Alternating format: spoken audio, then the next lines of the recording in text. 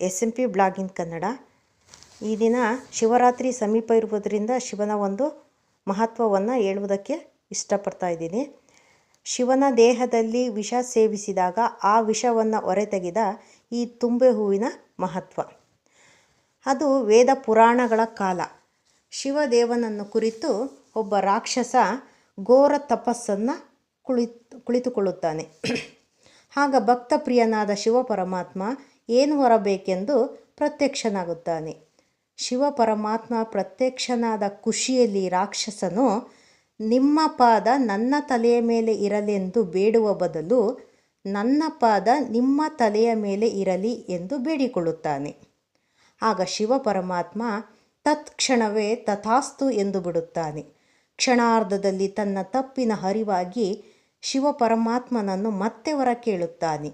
ಆಗ ಶಿವ ಪರಮಾತ್ಮ ಒಮ್ಮೆ ಕೊಟ್ಟ ವರವನ್ನು ಹಿಂಪಡೆಯಲು ಸಾಧ್ಯವಿಲ್ಲ ಎಂದು ಮನವರಿಕೆ ಮಾಡುತ್ತಾರೆ.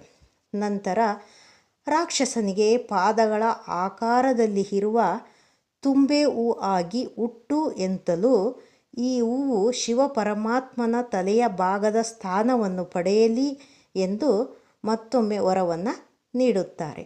ಆಗ ರಾಕ್ಷಸ ಆ ಹೂವಾಗಿ ಜನಿಸಿ ಶಿವ ಪರಮಾತ್ಮರಿಗೆ ಪ್ರಿಯವೆನಿಸಿಕೊಳ್ಳುತ್ತಾನೆ.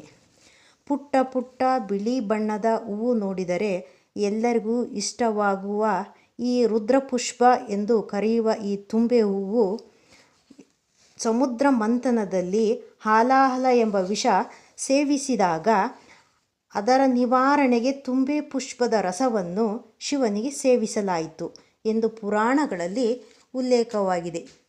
ಈ ಹೂವು ಶಿವದೇವನ ಪೂಜೆಗೆಂದೇ ಸೋಮವಾರ ಮತ್ತು ಮಹಾಶಿವರಾತ್ರಿಯ ಹಬ್ಬದ ದಿನ ವಿಶೇಷವಾಗಿ ರುದ್ರ ಪೂಜೆಗೆ ಅಲಂಕರಿಸುತ್ತಾರೆ.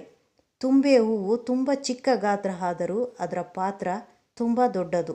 ಆತ್ಮೀಯ ವೀಕ್ಷಕರೇ, ಶಿವ ಪರಮಾತ್ಮರ ಬಹುಪ್ರಿಯವಾದ ಈ ತುಂಬೆ ಹೂವಿನ ಗಿಡದ ಮಹತ್ವವನ್ನು ಕೇಳಿದ ನಿಮಗೆಲ್ಲರಿಗೂ ಆ ಭಗವಂತನ ಕೃಪಾ ಕಟಾಕ್ಷ ಸದಾಕಾಲ ಇರಲೆಂದು ಕೋರಿಕೊಳ್ಳುತ್ತಾ ಈ ಮಹಾಶಿವರಾತ್ರಿಯನ್ನು ನಾವೆಲ್ಲರೂ ಖುಷಿಯಿಂದ ಆಚರಿಸೋಣ.